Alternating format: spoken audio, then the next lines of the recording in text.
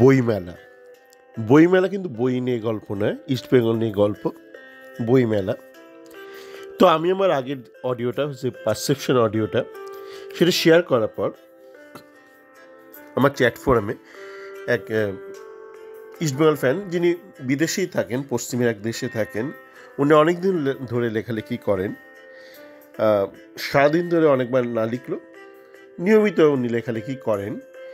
তো উনি একটা প্রশ্ন করেছেন, আচ্ছা শেয়ার ছাড়লে কেমন হয়, বা শেয়ার ছাড়া যায়, উনি প্রশ্ন করেছেন, মানে ইমামি কি শেয়ার ছাড়তে পারে, মানে ইস্টবেঙ্গল যে কোম্পানিটা রয়েছে সেটা কি শেয়ার ছাড়া যায় পাবলিকের জন্য? হ্যাঁ, টেকনিক্যালি তো ছাড়া যায়, কিন্তু এই মুহূর্তে যে ল্যান্ডস্কেপ আছে সেটা কিন্তু শেয়ার ছাড়ার জন্য অনুকূল নয়। দেখুন, একটা যে কোনো কোম্পানি, বলে যান ফুটবল কোম্পানি, সেটা যদি আপনি শেয়ার ছাড়েন তো পাবলিক শেয়ার কিনবে, সেটা একদমই একটা ব্যবসায়িক ব্যাপার। তো লোকে শেয়ার কিনবে কেন? যাতে সেখান থেকে একটা ডিভিডেন্ড পেতে পারে, এবং সেটা যাতে শেয়ারের প্রাইসটা বাড়তে থাকে। শেয়ার কেনা আর ক্রাউড ফান্ডিং কিন্তু এক নয়, মানে আপনি কোনো ফান্ড রেজার নয় শেয়ার। আপনি যখন একটা ফান্ড রেজ করেন, যারা ফান্ডে কন্ট্রিবিউট করছে তারা অনেকেই গুডউইলের জন্য করেন, অনেকেই বিভিন্ন নেটওয়ার্কিংয়ের জন্য করেন, কিন্তু যে টাকাটা দিচ্ছে সেই টাকাটা থেকে ডাইরেক্ট রিটার্ন পাওয়ার জন্য কেউ করে না। তো আপনি যদি ভাবেন আপনি একটা শেয়ার মডেলে নিয়ে আসবেন, কিন্তু বেসিক্যালি আপনি ওই একটা ফান্ড রেজিং করবেন, সেটা কিন্তু কাজ করে না খুব একটা। আবাহনী বলে একটা ক্লাব আছে বাংলাদেশে, আবাহনী, এই মুহূর্তে বোধহয় লিমিটেড নাম, আগে ছিল আবাহনী ক্রীড়া চক্র, ওরাও কিন্তু শেয়ার ছেড়েছিল বাজারে, ওটা ক্লিক করেনি। কেন? ওই যে বললাম, ডাইরেক্ট বেনিফিট কী হচ্ছে, ফাইন্যান্সিয়াল বেনিফিট, সেটা কিন্তু ফুটবল থেকে হবে না। ডাইরেক্ট বেনিফিট আপনি পাবেন না, যে ফুটবলের টাকা দিলাম আর ফুটবল আপনাকে টাকা দিল, ওইভাবে ব্যাপারটা ভাবলে হবে না। ব্যাপারটা এরকম ভাববেন, আপনি টাকা দিলেন, দেবকে টাকা দিলেন, জিতকে টাকা দিলেন, অমিতাভকে টাকা দিলেন, ইয়ামি গৌতমকে টাকা দিলেন, কারিনাকে দিলেন, যাকেও, মানে আলিয়া ভাটকে দিলেন। তারা কিছু একটা পোস্ট করলো, ইনস্টাগ্রামে পোস্ট করলো আপনার ইমামি প্রোডাক্টের, সেটা দেখে লোকে অনুপ্রাণিত হয়ে গিয়ে কিনলো আপনার মাল। এবার আপনি কি, কেউ যখন কিনতে আসে একটা ইমামির, একজন ইস্টবেঙ্গল ফ্যান বললো সাধারণ মধ্যবিত্ত বাঙালি, কিন্তু সেই ইমামির প্রোডাক্ট কেনে, ইমামিকে সমর্থন জানার জন্য। আমি কিনি না, আমি বলেছি ওই পারসেপশনের জন্য কিনি না। আমাকে ধরুন আমি যখন একটা খাদ্যবস্তু কিনবো, আমাকে তো আমার বাড়ির লোকেরও মত নিতে হবে, আমার নিজের মতটাই তো বড় কথা নয়, কনসেনসাস চাই। তো বাড়ির সকলের যদি একটা পারসেপশন না থাকে যে ইমামি উচ্চমানের প্রোডাক্ট তৈরি করে, তাহলে আমি একা তো চাপিয়ে দিতে পারি না কারোর উপর ইমামি। তো যেটা ঘটনা হলো যে, এই যে ধরুন আলিয়া ভাট একটা ইমামির একটা অ্যাড করলো, ধরলাম এক্সাম্পল, কিংবা ধরুন কৃতি শ্যানন করলো, বলে আমি ইমামির তেল খেয়ে এত বছর ধরে কাজ করছি, এত লম্বা হয়েছি, বলতেই পারে। আমাদের দেশে তো অ্যাডে যে যা পারে মিথ্যে বলে যায়, বলে এটা আমি ক্লিনিকেই চুলে শ্যাম্পু করে, যদি হয়তো সে বাপের জন্য ক্লিনিক কেনেই নেই। তো যাকে ঘটনা হচ্ছে, ধরুন আলিয়া ভাট, কৃতি শ্যানন বা যে কেউ একটা, ধরুন 100 কোটি টাকা নিল ইমামির থেকে, নিয়ে একটা অ্যাড করলো। তো তারপর যখন সে প্রোডাক্টের সেল বেড়ে যায়, আপনি কি জিজ্ঞেস করেন যে এইটা কি তুমি বাবা ওই কৃতি শ্যাননের অ্যাড দেখে কিনছো? আপনি তো করেন না। এটা হচ্ছে আপনার মার্কেটিং কস্ট বা প্রমোশন কস্ট আপনার প্রোডাক্টের, বা আপনার যে প্রোডাক্ট পোর্টফোলিও আছে তার একটা মার্কেটিং কস্ট, প্রমোশন কস্ট। তো প্রমোশন কস্ট করে কেউ ডাইরেক্ট সেখান থেকে রিটার্ন দেখে না, সেটা হচ্ছে আপনার কোম্পানির এক্সপেন্সের মধ্যে পড়ে। তো সেরকমই এই যে বললাম, আপনার কাছে একটা বিশাল একটা টুল রয়েছে, আপনার কাছে কৃতি শ্যানন নেই, আপনার কাছে আলিয়া ভাট নেই, আপনার কাছে অনেকেই হয়তো নেই, সালমান নেই, শাহরুখ খান নেই, কিন্তু আপনার কাছে ইস্টবেঙ্গল বলে একটা বস্তু আছে, যেখানে আপনি টাকা ঢাললে আপনার কিন্তু ইমিডিয়েট একটা প্রমোশন হবে এবং কালে কালে আপনার কিন্তু একটা আপনার কোম্পানি সম্পর্কে লোকের পারসেপশনটা বদলাবে। দেখুন, প্রথমে লোকে তো জানবে যে আপনার প্রোডাক্টে আপনার কোম্পানি সম্পর্কে একটা ধারণা হবে, ভালো ধারণা হবে।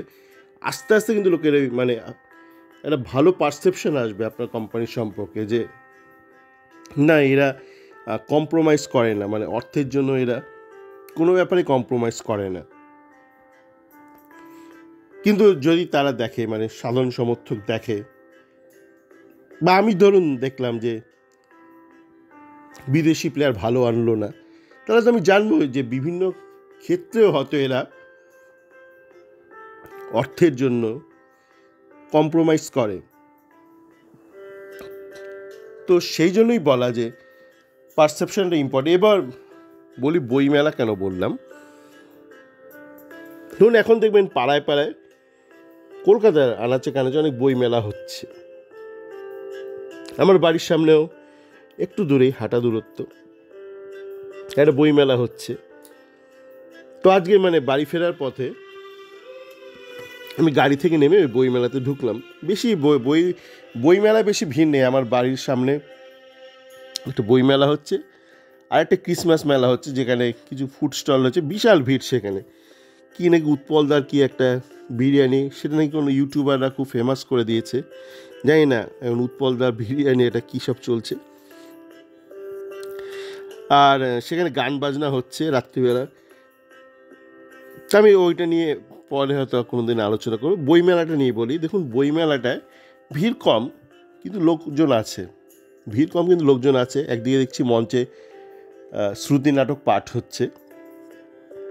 এবার ধরুন মানে অনেকে প্রশ্ন করতে পারে এত বইমেলা কেন, কিসের দরকার? না, দরকার আছে। কেন আমরা এখন 2024-এ দাঁড়িয়ে আছি, যখন অল্প বয়সী ছেলেদের পড়ার হ্যাবিটসটা নষ্ট হয়ে গেছে। এই mobile games, internet, Facebook, Instagram দেখে দেখে এদের পড়ার অভ্যেসটা খারাপ হয়ে গেছে। এরা এখন বইয়ের কাছে ছুটে যাবে না, বইকে এদের কাছে ছুটে আসতে হবে। ওরকম মানে আপনি শেয়ার বেচবেন, শেয়ার লোকে কিনবে না, ইস্ট বেঙ্গলের শেয়ার ডাইরেক্ট তো বেনিফিট নেই। আর বললাম মানে প্রথমত এই ফুটবল ক্লাবের মডেলটাতে শেয়ারটা ঠিকভাবে যায় না, কেন ওখান থেকে রেভিনিউটা ওইভাবে আসে না। আর তাছাড়া ইস্ট বেঙ্গল টানা হাঁটছে, বহুদিন আই লিগ জেতেনি, আইএসএলের শুরু থেকে বাজে খেলছে। তো প্রথমত যে শেয়ারের মডেলটা ইস্টবেঙ্গল বা ফুটবল ক্লাবের জন্য ঠিকঠাক প্রযোজ্য নয়। আর দ্বিতীয়ত হচ্ছে ইস্টবেঙ্গল ওই বইয়ের মতন অবস্থা হয়ে গেছে, মানে একটা লেগেসি টুল হয়ে গেছে, নতুন জেনারেশনের কাছে পৌঁছচ্ছে না। তো সেক্ষেত্রে বইকেই পৌঁছতে হবে নতুন জেনারেশনের কাছে। তো আমি দেখলাম আমার পেছনে একটা ছেলে দাঁড়িয়েছিল, হঠাৎ করে তার বাবাকে বলছে আমাকে যে পকেটে শুধু এই মুহূর্তে 10 টাকা পড়ে আছে, একটা বই পছন্দ হলো 30 টাকার, কিন্তু আমার পকেটে শুধু 10 টাকা পড়ে আছে, আমি এটা 10 টাকার বই খুঁজছি। তো আমি শুনে যা বুঝলাম, ও যা পকেট মানি নিয়ে এসেছিলো, বেশ কয়েকটা বই কিনে ফেলেছে, আর 10 টাকা পড়ে আছে। কোনো একটা বই ওর পছন্দ হয়েছে, 30 টাকা দাম, কিন্তু ওটা এই মুহূর্তে কিনছে না, যেহেতু ওর পকেটে 10 টাকা পড়েছে, ওটা 10 টাকার বই খুঁজেই যে বইটা বাচ্চাটার কাছে পৌঁছে গিয়েছিল বলেই বাচ্চারা কিন্তু বই কিনতে পারলো। আপনার পাড়াতে তো বইয়ের দোকানগুলো নেই আগের মতো, আর বাবা মা চট করে কলেজ স্ট্রিটে নিয়েও যাবে না।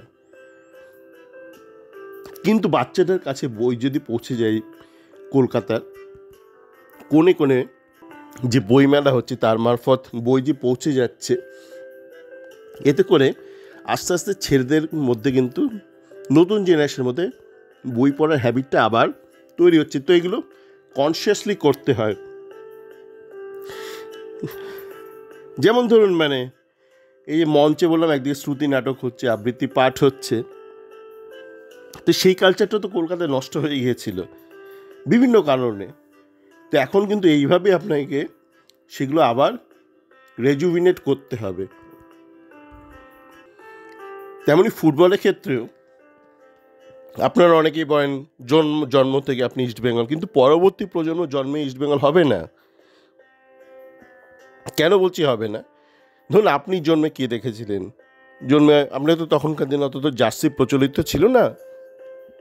আপনি মাঠে গেছেন ইস্টবেঙ্গলের হয়ে, আপনার কোনো পাড়ার দাদা, কাকু, বাবা কারোর সাথে গেছেন, মামা, গিয়ে আপনি দেখেছেন ইস্টবেঙ্গল ম্যাচের পর ম্যাচ জিতছে। এখনকার বাচ্চারা কি দেখছে বিগত কয়েক বছর ধরে? সে তো বাবার সাথে গেল মাঠে, মায়ের সাথে গেল, কাকুর সাথে গেল, যার সাথে হলো গেল, দেখলো ইস্টবেঙ্গল হারলো ম্যাচটা। পরের দিন গেল, দেখলো ইস্টবেঙ্গল হারলো ম্যাচটা। তো হেরোকে কেউ কিন্তু নিজের জীবনের সঙ্গী বানায় না। আপনি কাউকে জীবনের সঙ্গী বানালেন, তার প্রেমে পড়লেন, তারপর সে জীবনে হেরে গেল, তখনও কিন্তু সে আপনার প্রেমিক থাকবে। কিন্তু আপনি জীবনের শুরুতেই কাউকে দেখলেন মানে হেরো, লাতখোর, আপনি কিন্তু তার প্রেমে পড়বেন না। এটা জীবনের, ব্যক্তিগত জীবনেও প্রযোজ্য। ধরুন আপনার প্রেমিকার ভালো মানুষ, আপনি তার প্রেমে পড়লেন, একটা দীর্ঘস্থায়ী প্রেম হলো, তারপর তার কোনো সমস্যা হলো, যে কোনো মানসিক, শারীরিক, আপনার প্রেমটা কিন্তু তার ঊর্ধ্বে থাকবে। মানে সে রাফ টাইমসকে পার করতে সাহায্য করবে। কিন্তু ধরুন আপনি একটা মেয়েকে চেনেন না, প্রথমবার একটা মেয়ের সাথে দেখা হলো, দেখলেন তার মানসিকতা এটা সেটা অনেক সমস্যা, মানসিক বিকারগ্রস্ত। এটা মেয়ে বলে বলছি, মানে আপনি যদি মেয়ে হন, এটা শুনছেন, আপনাকে ছেলেও ভাবতে পারেন। ধরুন আপনি মেয়ে, ঠিক আছে, খালি ছেলেদের দৃষ্টিভঙ্গ থেকে ধরুন আপনি একটা মেয়ে, আপনি একটা ছেলের সঙ্গে আলাপ হলো, দেখলেন ছেলেটা দিনরাত খালি মদ খায়, মদ খেয়ে চুর হয়ে থাকে, আপনি তো তার প্রেমে পড়ার চান্স খুব কম। কিন্তু ধরুন আপনি একটা ছেলের সঙ্গে প্রেম হলো, দেখলেন স্বভাব, আদব কায়দা সব ভালো, প্রেম হলো, তারপর দেখলেন মানে তার একটুখানি মদের নেশা হচ্ছে, তখন আপনি কিন্তু মানে একটা প্রেম প্রতিজ্ঞা চলে আসবে আপনার মধ্যে, আপনি চাইবেন যে করেই হোক একে এর থেকে উদ্ধার করার। তো সেই জন্যই বলছি যে যখন বই দূরে চলে যায়, তখন বইকে কিন্তু আবার কাছে আসতে হয়, পাঠকদের কাছে, নতুন দিনের পাঠকদের কাছে। আর ইস্টবেঙ্গলকে কিন্তু আবার জয় সরণিতে ফিরতে হবে। মানে আগের কোচ চলে যাওয়ার পর, নতুন কোচ আসার পর আমরা দেখেছি ইস্টবেঙ্গল জয়ের সরণিতে ফিরেছে, কিন্তু এটাকে চিরস্থায়ী করতে হবে। তবেই কিন্তু নতুন জেনারেশন ইস্টবেঙ্গলের সাথে থাকবে, আকৃষ্ট হবে। নয়তো এরকম প্রচুর প্রচুর উদাহরণ আছে ইতিহাসে, একসময় জনপ্রিয় ছিল, তারপর তারা সময়ের অতলে তলিয়ে গেছে, সময়ের সাথে সাথে তারা মানে তারা মুছে গেছে। এরকম প্রচুর উদাহরণ আছে কিন্তু ইতিহাসে, বিভিন্ন রাজত্ব থেকে শুরু করে বিভিন্ন সম্প্রদায় মুছে গেছে পৃথিবী থেকে। ইস্ট বেঙ্গলের মুছে যেতে সময় লাগবে না। 100 বছর টিকেছে মানে যে আরও 100 বছর টিকবে তার কোনো মানে নেই। মানে আপনার ইতিহাসে দেখবেন তুরস্করা একসময় রাজত্ব করত গোটা ইউরোপ জুড়ে। অট্টোমান বা উসমান, ওদের যে রাজা ছিল, সেই অট্টোমান এম্পায়ার একসময় পূর্ব ইউরোপ পুরো দখল করে নিয়েছিল, পূর্ব ইউরোপের অনেক দেশ। সেই জন্য অস্ট্রিয়ার আর্কিটেকচারে অনেকটা অট্টোমান বা ইসলামিক আর্কিটেকচারের প্রভাব আছে। তো তারা রাজত্ব করেছিল, তুর্কিশরা অনেক বছর করেছিল রাজত্ব। ইস্টবেঙ্গলের যা 100 বছর না কিনে আমরা গর্ব করি, তার থেকে অনেক বেশি দিন করেছিল রাজত্ব। এখন তুরস্কের লোকরা কোথায় থাকে? বিভিন্ন ইউরোপে ছোটো ছোটো কাবাব দোকান চালায় তারা, খুব নিচু চোখে তাদের দেখে, মানে যারা সে দেশের স্থানীয় ইউরোপিয়ান।